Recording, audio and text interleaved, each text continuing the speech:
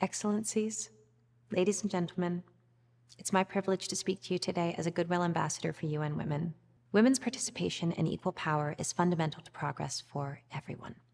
I'm sure you are aware of the evidence which shows conclusively that equality between women and men make us all safer, happier, more prosperous, and more successful.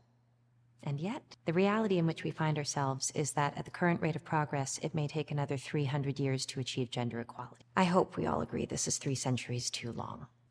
It is going to take more than hope to get us to a better future. Our current position is far from good. Progress for women and girls is in dramatic reverse in many countries.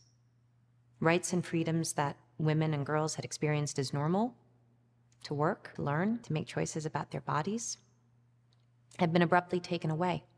Some of those losses have been legislated or imposed by governing authorities against courageous resistance.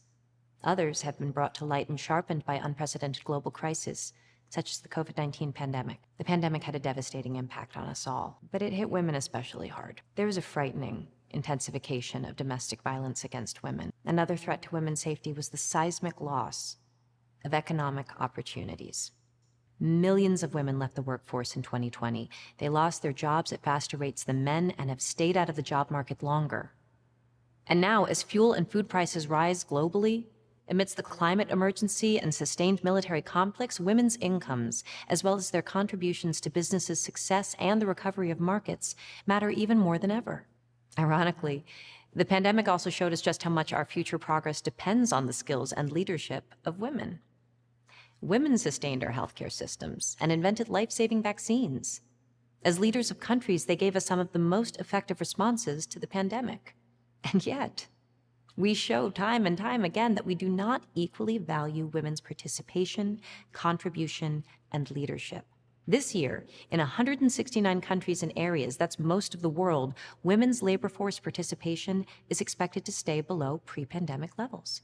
What can we attribute this to? It's my regret to share with you that during the pandemic, women did an additional 512 billion hours of unpaid care work at home. While I let that statistic sink in, I would like to acknowledge the essential importance of care.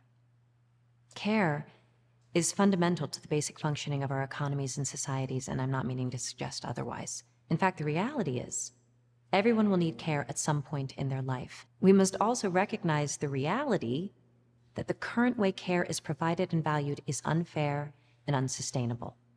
We must address the cultural biases that automatically label care as women's work. Even before the pandemic, women spent more than 3 times as many hours as men on unpaid care and domestic work. It was unfair then, it's worse now. It's time to admit that something is very, very off.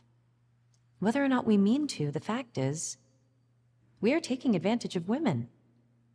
Simply put, we must stop penalizing women for caring. We must stop relying on women to make it work and instead proactively make possible, support, and fairly compensate care work. UN Women has observed the care that's appreciated and properly valued in all its form is a critical missing link in unlocking the full potential of women in the economy and in society, which is, of course, the same thing as unlocking the full potential of everyone in the economy and society.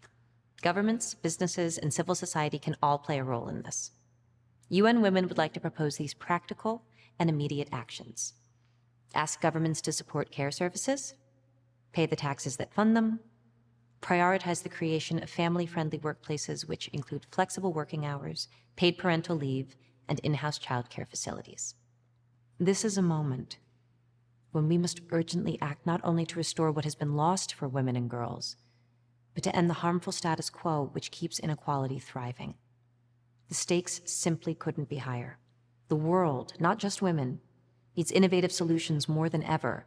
Optimizing inclusivity is our best chance at success.